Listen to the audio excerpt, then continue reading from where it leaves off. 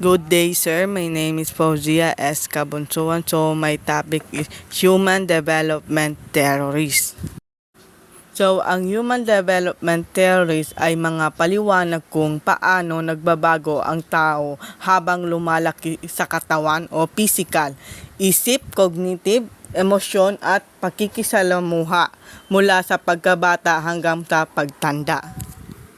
For example, may isang bata na dati ay hindi marunong magsalita. Sa paglipas ng panahon, natututo siyang magsalita, mag-isip ng mas malalim, makipagkaibigan at maging responsable bilang adult.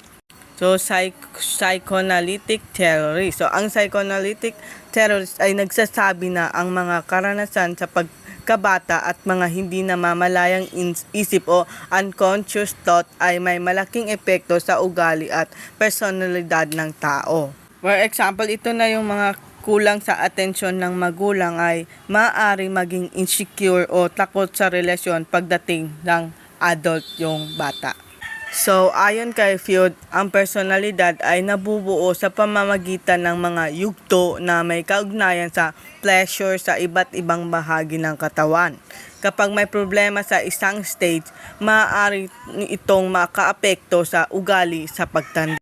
Ayon naman kay Erik Erikson, ang tao ay dumaraan sa mga yugto ng buhay kung saan may social at emotional challenges. Kapag matagumpay na nalampasan ang mga ito, nagkakaroon ng healthy personality ang isang tao. Cognitive Development Theories. So, ang Cognitive Development Theories ay nagpapaliwanag kung paano umunlad ang pag-iisip, pangangatwiran at problem-solving skill ng isang tao habang tumatanda.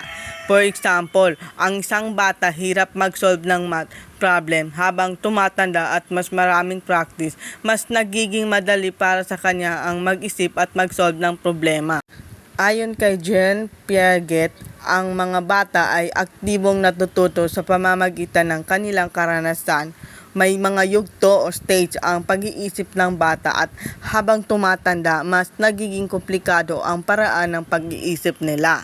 Ayon naman kay Lev Vygotsky, binibigyang diin niya na natututo ang bata sa tulong ng ibang tao, lalo na ng magulang, guro at kaibigan.